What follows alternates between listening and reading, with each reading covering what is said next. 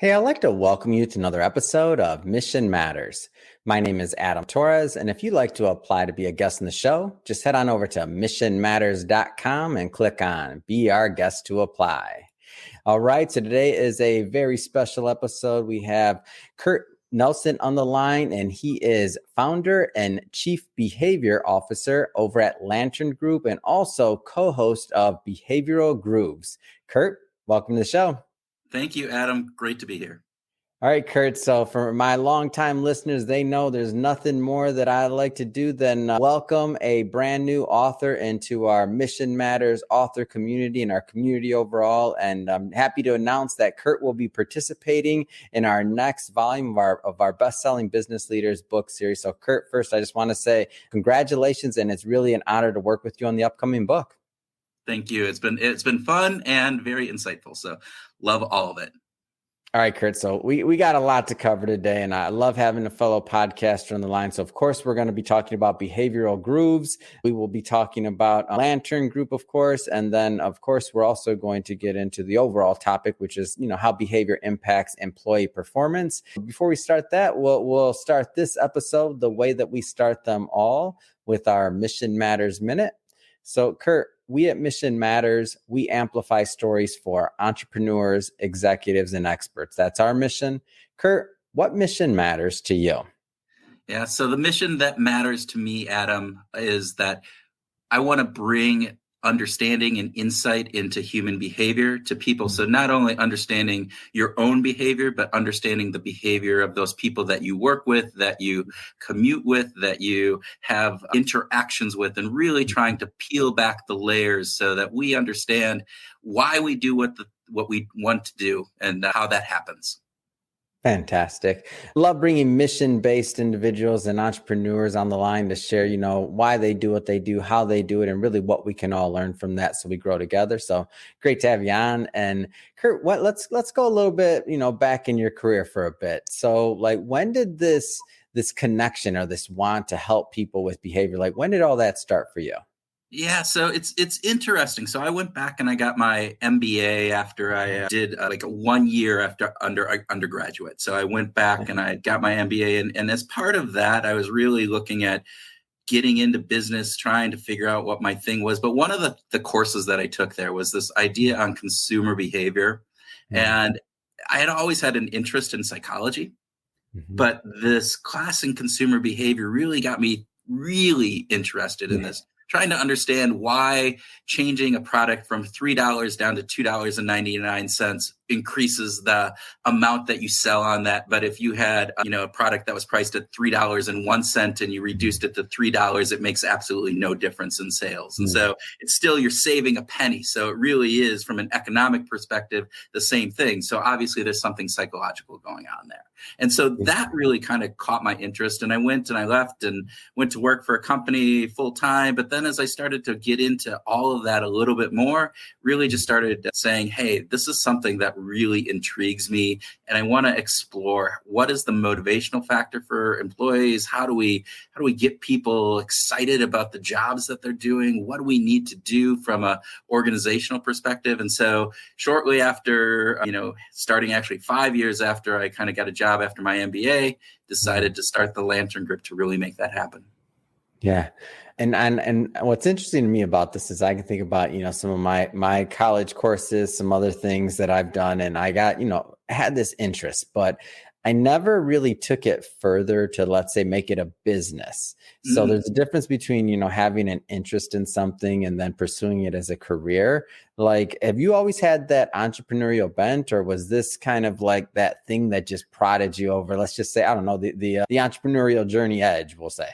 Yeah, and that's a great question, because if you would have asked me probably as a youngster if I have an entrepreneurial component, I would have said no. I mean, I look back at my entire family, and everybody worked for somebody else, right? So I didn't have any mentors that were out there kind of doing their own thing. The only one that I had was my brother-in-law, who actually went bankrupt. So the ideal of going out there and kind of doing something on your own was foreign, was a little bit scary, was all of these factors that come in when you think about that. And so really what kind of jump started it, I think, was a couple different things. Is one of the guys that I worked with, we talked about, he had the entrepreneurial bug and he wanted something and do different things. And he was trying to bring me in, and that never worked out. But all of a sudden, as I started talking with him, it kind of got infectious. And so all of a sudden, this guy whose father, grandfather, older siblings all worked for somebody else said, what? I can go off and maybe do something on my own. And there's a lot of unlimited potential with that. And so that was really kind of I think for me, the impetus, that thing that pushed me over the edge, and then ended up, getting married and falling in love with a great woman whose family was all entrepreneurial.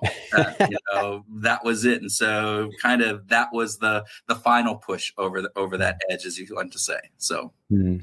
Now, I want to stick on those early days just a little longer, because considering your background, it's just a guess. But when you said, I'm going to start a business, I'm being an entrepreneur, that's going to be pretty foreign maybe for your community and support system. Like most of the time people, I'll tell you from my experience, I'm picking myself for a moment. Like when I said I'm going to go for being a financial advisor, somebody that's always been a, pretty straight-laced corporate America guy, and start a business, let alone a media company, my network, my friends, everybody said I was crazy. And I mean that they just wanted the best for me, right? Like when I say they said that, like they don't mean any harm, but they're like, what are you talking about? Like, go do what? Like, how was that shift for you? That's a really good question. I think the piece for me is that, again, as I mentioned, my wife's family they were a family of entrepreneurs. Her father was an architect, had his own architectural firm. Her mother was a potter, had a potting business, all sorts of different pieces around that. So I think from that perspective, I had the support of her as well as that family network.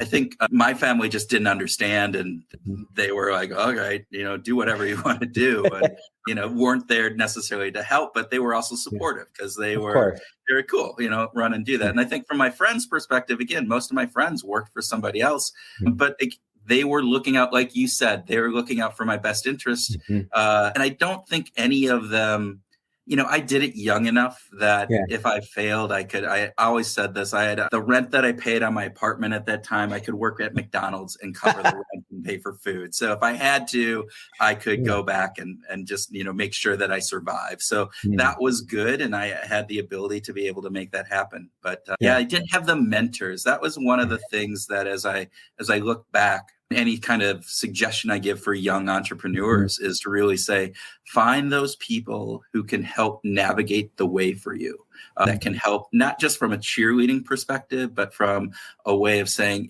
think about this. What are the roadblocks that you could potentially run into? What are the things that you need to be thinking about now that in 2 years, maybe not make a difference now, but in 2 years are going to be really important for you?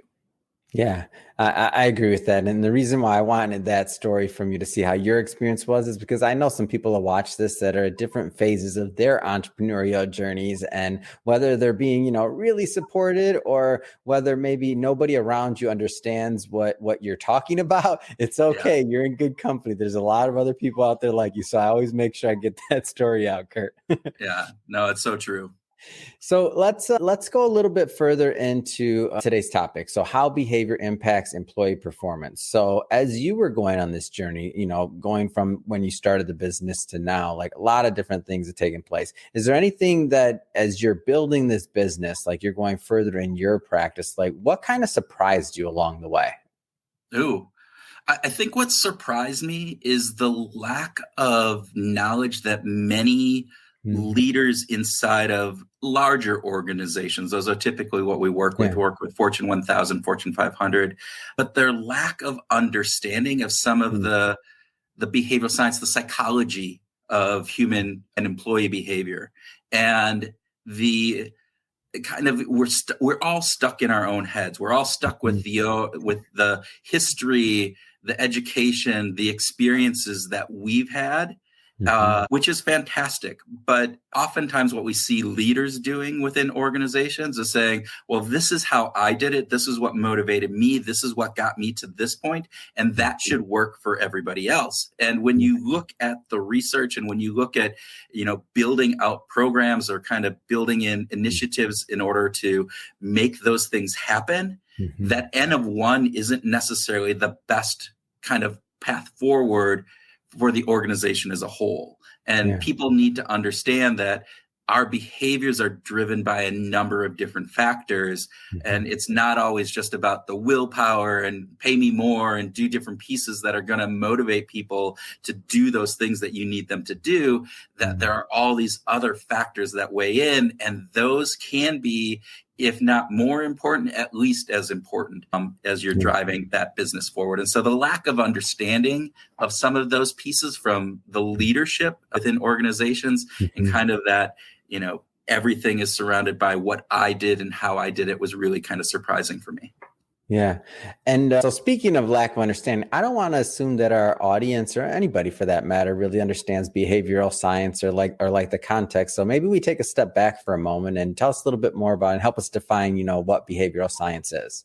Yeah, so behavioral science has a technical kind of definition, but the way that I like to talk about it is really it's any of the sciences that are out there, psychology, social psychology, sociology, economics, neuroscience, that deal with understanding why we think the way we think or why we behave the way we do. And what I love about behavioral science is it brings this cross-pollination from a number of different kind of areas of research and tries to bring those together to say, all right, so if you do X and that drives Y behavior, let's understand what it was about X that drove Y behavior, and really peeling back all of those onion layers that we have as humans and trying to figure out what are those aspects that we can control, what are the aspects that are out of our control. And it gets into a lot of the components around our innate biases. And that bias is not necessarily in I'm biased against a certain race or religion or different pieces like that, but the biases that our mind plays on us in. We have a status quo bias that we like things to stay the same as opposed to change. We're more likely to stick with something even if we think that, that future could be better with this. That's the loss aversion, this idea that that a loss weighs a lot more on our mind than an equivalent gain. So if I lose $100, that's twice as painful for me compared to the gain or the pleasure that I get from finding $100. And there's a number of those. There's hundreds actually of them that the researchers have identified and found. And so really it's taking those insights into why we do what we do or why we think the way we do, and then applying those, at least the way that I work is applying those into organizations and into how we think and act. So. Yeah.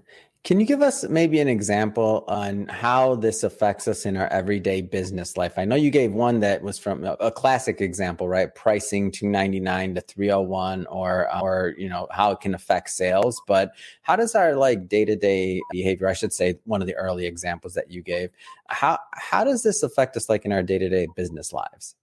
Yeah,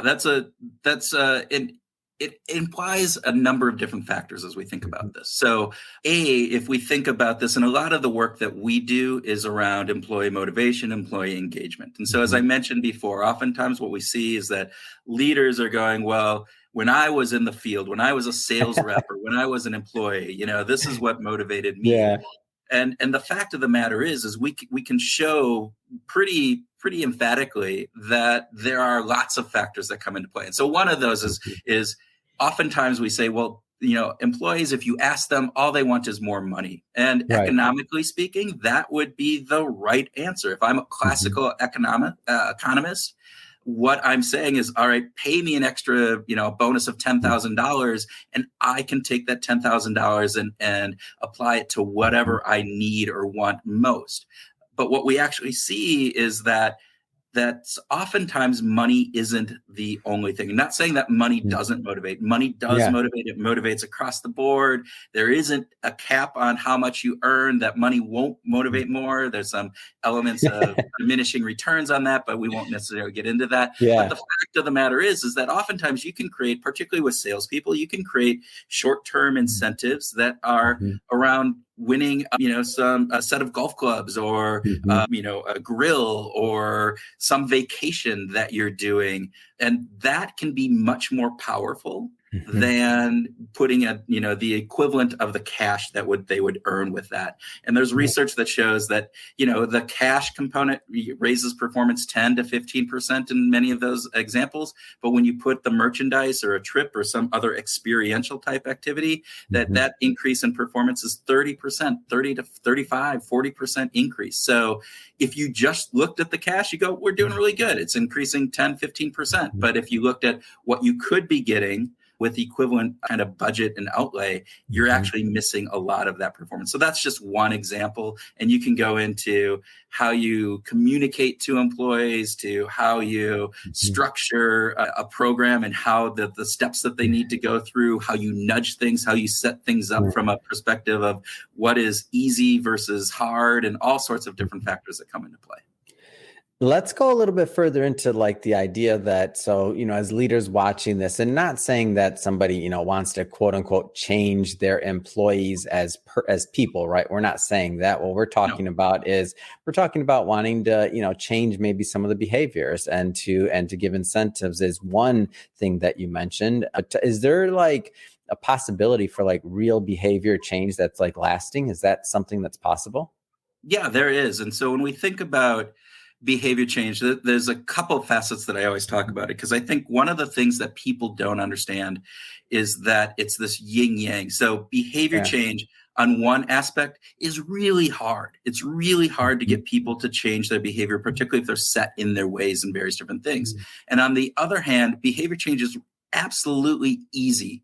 We change our behavior every single day. The way that we communicate today via text and social media and everything else is vastly different than what it was 10 years ago. Hugely, hugely different than what it was 25 years ago when I was starting out in various different pieces in business. And so change happens all the time, and it just does, right? But when we're trying to change our employees' behavior, our own behavior, oftentimes we try to think about that as, I just need to get them more engaged, or from a personal perspective, it's about the willpower. How much willpower do I have? And what we always talk about is behavior is driven internally by a fair amount. I'm not saying that willpower doesn't matter, but it's also driven by the surroundings, the environment. As we like to talk about in the business, context matters. And so the context, the environment that you place your people in, that you place yourself in, really makes a big difference. And so if you want to have lasting behavior change, one of the things is, just make sure you understand what are those factors that are driving the right behaviors that you want, and leveraging those and making that much more prevalent or easy to do. And then what are the things that inhibit those good behaviors, and kind of reducing the friction that comes with that. I give this example all the time as I talk about, I love Oreo cookies, right? It's one of those factors. I work out of my house. So I go down 3 or 4 in the afternoon. Typically, I kind of get those little hunger pains and need that afternoon snack. And I know that if there's Oreo cookies in the cabinet, in the cupboard right there, and I open it up, I can have the best willpower in the world and trying to avoid I shouldn't eat those. I should eat the carrots or the nuts or whatever's a little bit more healthy. But if they're there, I will more than likely probably grab 1 or 2, and then 1 or 2 leads to 3 or 4, and 4, 5, 6, 7, and all of a sudden the entire Oreo sleeve is gone. So one of the things that we can do is I can just take those Oreos, and instead of having them in the cupboard, I just move them down to our downstairs into the basement. We have shelves down there, right? They're still there. If I still want them and they're okay, I can go down and do that. But just that added extra distance that I would have to walk in order to get them. So I go open up the cupboard. They're not right in front of me. I'm less likely to go down and eat those Oreos and then get stuck in that vicious cycle. So it's things like that. It's setting up your environment for success as opposed to failure. Hmm. Man, Kurt, Pringles get me every time. There I'm you like, go. don't Yeah. put a thing of Pringles in front of me. I'm done with it. Now you Yeah, got me and thinking as about much as you want to sell yourself, oh, this time I'm gonna not do it. this It's time. I'm really not going to eat the whole thing. Yeah, right. If I open up that Pringles can, it's done. yeah, that's how it works. So Well, Kurt, I wanna maybe shift focus here just slightly for a moment. Let's get into Lantern Group because before we go further in the conversation, I want to talk a little bit more about what you do and really how you're working with organizations. So, tell us a little bit more about your firm.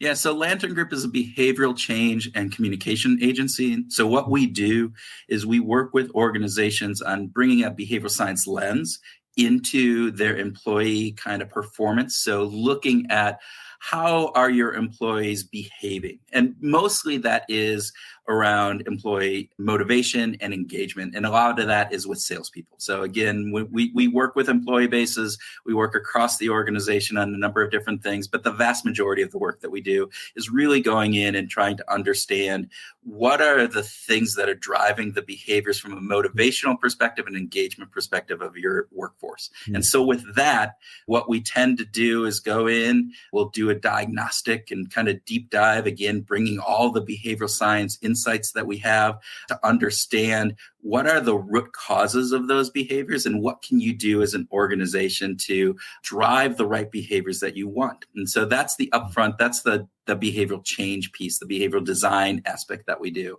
And then on the back end, what we've realized is that most organizations don't do a very good job of bringing in a communication perspective that is actually designed around driving the right behavior change. And so with that perspective, there's lots of companies that do really beautiful communications, really creative communications, and we do that as well. But what we also add is this level of saying, hey, how are you framing that conversation? So we do a lot of work, as I said, with incentives. So you can frame an incentive program as to, hey, look at how much you can earn this year with this new plan. Or you could frame it from a perspective of, hey, don't leave money on the table this year with our new 2023 plan or whatever that would be. Yeah. Now, basically, it's not much different, right, when you think about it. But the way that our brain processes that information, one is viewed as a loss, right? Don't leave money on the table is like, I could lose money. I'm leaving money on the table. I'm not making as much as I can, versus one is a gain message. And so the difference in how we frame those is really important to how that actually impacts our behavior. And not saying one, we don't always use a loss frame. We don't always use a gain. It kind of depends on the culture and what you're trying to achieve and various different things. But that's the type of work that we try to bring in when we're working with our clients. And so we're trying to understand what is the strategy that they're doing that they need to achieve. What are the behaviors that they need in order to achieve that strategy? And then we apply the behavioral science insights to understand what their employee base is going through, what are the factors, the context that they're within, and then we build initiatives around that, whether that be training, communication, others, everything from a simple PowerPoint to videos. We do a lot of work with employee videos and to, executive speeches and different pieces along that to training programs. So all across the board. Now, or if you give us some insight. So is this, I know you work with a lot of large companies. You work with small businesses as well, middle market, like any specific industries or agnostic? Like, give us a little bit of a feel for that. We tend to work mostly with, I said, Fortune 1000 companies. We work across industries, but the main industry that we tend to be working in is bioscience, pharmaceutical, med device. So that's 80% of the work that we do. Really working, most of that work is with the sales side of the organization. So again, 70% of that work is working with the sales side of the organization. We don't work as much with small companies. We do some mid-tier companies across the board. And that is actually really, we get excited about that because oftentimes we're able to have a larger impact across the entire organization as opposed to working within departments or divisions within some of the larger organizations that we work with. And now, is there a? I know there's the B2B component. Is there a C component to experiencing some of your content? Yeah, so the really interesting piece that we started to do about 3 years ago is, so I have 4 employees and we have a number of contractors that we use. So we're a relatively small business, but we have a large impact. And one of the things that we realized is that, hey, we're doing all of this great work of bringing behavioral science insights into the world of B2B. And so if you're in a large organization, you get that education, you get that knowledge, you get the tools, the tips, all of those things to do that. As you mentioned before, I'm also a co-host of Behavioral Grooves podcast. And with Behavioral Grooves podcast, we interview behavioral scientists and researchers from around the globe. So we have all this great information about, again, understanding why we do what we do. And the fact that we realized is we're not able to get that information and the tools necessary to apply that information to individuals' lives. And so what we did is we started building out what we're calling BrainShift. And so BrainShift is it's a series of different products. Right now, we have a 13-week journal that is a guided journal. So basically, it is taking behavioral science insights. Every week, you get a new behavioral science insight to learn. We have specific prompts every day that are different. And so they're unique to the day based upon the behavioral science insight, but also really baked into that behavioral science insights that we know will drive behavior change and help you achieve goals. So over 13 weeks, you are having a daily guided journal that will help you set the right goals, break those goals down into manageable chunks, make sure that you're keeping yourself motivated, expressing gratitude that helps in kind of making sure that you have the right mindset to move forward with this, to helping you be more creative and thinking about what you need to do and identifying roadblocks that might come in the way and how you're going to overcome those, and a variety of different factors. So that journal is a very powerful tool. In addition to that, we have other aspects. So we have these shorter guides that are, all right, how do you set a goal? So one of the things that we know is that goals are really important to driving behavior. How do you set the appropriate goal for what you want to do? And people have a hard time. You think about New Year's Eve and you setting the resolution, and everybody kind of sets that resolution. And the research shows that, hey, within 2 to 3 weeks, 70-90% of people drop that, kind of working on that goal. Well, part of that is because they haven't set the right goal to really align with their self-identity. And so we have a leader shift docket that's out there that looks at how do you make sure that you're setting the right goal, and then how do you break that goal down into manageable chunks, and you bringing some of the science in so it helps you kind of make sure that you're achieving the goals that you set for yourself. And then we have a calendar that again helps you every month go through goals, and we're building that out more and more. And so over the course of the next month, we're going to have journal volume number 2, so the BrainShift number 2, different behavioral science insights. We're going to have a manager's journal coming up shortly, where if you're a manager, you need to understand, how can I really make sure that my team is operating at its best? So how do I have those crucial conversations? How do I make sure that I'm motivating and engaging my employees, my team, to their best ability? How do I build collaboration? All of the science behind that is built into that journal that will then help you day to day go in and work with your team and be able to do that. So that's the whole BrainShift brand that we're building out that is going to be out there for the consumer side. Yeah, and I'm excited to watch this brand continue to build and to build upon your work. But you did mention the Behavioral Grooves podcast. You know, I was going to circle back to that. My listeners know I love supporting podcasts, podcasters. I might be biased, right, because we have a podcast agency, but I think everybody should have a podcast, especially for any business owners, business leaders out there that want to communicate and get their message out there. I love the podcast. But for yourself, so that I won't be the only one preaching this, why did you start your show? And you told us a little bit about it, but go a little bit further. Yeah, so the start of the show is actually interesting. So I have my co-host, Tim Houlihan. We've known each other for years, but he worked at a different company that I did business with. And so we got to work with each other, but it was kind of on project by project basis. But we really admired each other and kind of the work that we did. He left that position back in 2017. And right away I reached out. I said, hey, we got to figure out something to do. Yeah. And so we met over lunch. We kind of were talking over all the stuff, and he was starting his own consultancy at the time. And we said, hey, let's start this piece where we want to build this community for people to really help understand and how I can use behavioral science and build a community around helping people understand why we do what we do. And we actually started this not as a podcast. We started as a meetup. And so in the Minneapolis, Twin Cities area, we were we looked out there wasn't anything there. So we started this meetup. And what was really interesting is, the first one we kind of did ourselves. The second one, we brought in a speaker, and the speaker is a relatively famous speaker. And so we're going to have 25, maybe 30 people show up at the second one. Tim, who I love to death, is a musician on the side as well. So he has 6 albums that he's done. He's kind of folk kind of artist and has all this recording equipment. And I had just done a radio interview. And so I said, let's think about this. We're going to talk to 25, 30 people, but we could put this out as a podcast, really simple. And it can give, hundreds of people, if not thousands of people that it will get to. And we go, we're doing a meetup once a month. So we'll just bring the speaker in every month and have them get there an hour first. We'll talk about what they're going to talk about. We'll put that up as a podcast, and we're done. Once a month thing. It'll be really easy. Couple hours extra a week. And as you know, that's not how this works. So we found out that we had so much fun with that. And the fact of the matter is we wanted to talk to so many people that we knew in the industry that were researching and doing this great stuff. And they weren't going to fly to Minneapolis to come to a meetup. Yeah. But with the technology, we could get them on a podcast. And so it became kind of it overtook the meetup.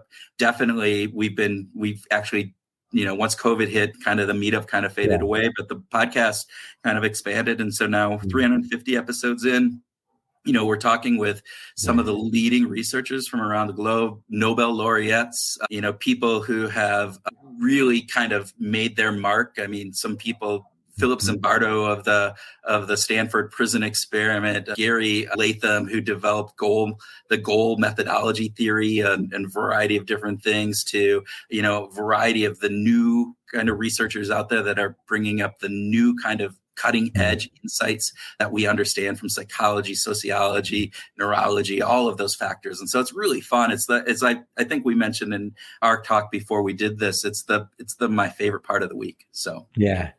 It is a lot of fun, and I that's why I have to get the story and why you started and the evolution of it, because I feel like everybody's story and how they started, how they when we started the first podcast we started, I didn't even want to do it. The other co-founder, Chirag, he's like, Adam, you got to do a podcast. I'm like, for what? He's like, well, so we can sell more books. And I'm like, I don't want to do this. What am I going to do with a podcast? And all these years later, all these episodes, it's been really one of the driving forces behind our media brand, and really just a lot of the fun around building our community. I love that you mentioned the podcast, and what you're doing is this community, because it does become a community of all of these individuals with this shared experience from maybe different backgrounds that, have come together to collaborate for the sake of a show and to get, meaningful content out to different podcast audiences. So I think it's awesome. Speaking of communities, we're not going to go far into the book today, as I mentioned before to the audience. And the reason is because we will be bringing Kurt back on for a part 2 of this interview series. And we'll do a deep dive into his writing and the book once it's out and live. So don't worry there. But keeping it really high level today, Kurt. And I know we're still in editing phase of things, but high level, what are some of the things you hope to propose in the upcoming book? Yeah. So again, it relates back to, from a leadership position, what can leaders learn from behavioral science that will make them better leaders? And what do they need to understand about human behavior, human motivation, to apply within their employees and the projects and programs and way they set up the business to really leverage those insights? So it's not just about, hey, here are the things to avoid, but it's about, here are the things that you can tap into. And that, I think, for me, again, it goes back to that mission, right? Helping people understand better about what drives our behavior and what drives the way that we think. And so that's really what this is, but really specifically for leaders as they're building that out. All right, I'm cutting you off there. I do sell books. Everybody's got to come back, and we'll tell you more about it when you can click on the link and grab a copy. We're not there yet, but Kurt, I tell you, it has been great having you on the show today. I learned a lot about not only behavioral science, but your background, and also the inception of your podcast. A lot of great things here. So awesome welcoming you to the community, and just have to ask. I mean, what's next? What's next for you? What's next for your business? What's next for the podcast?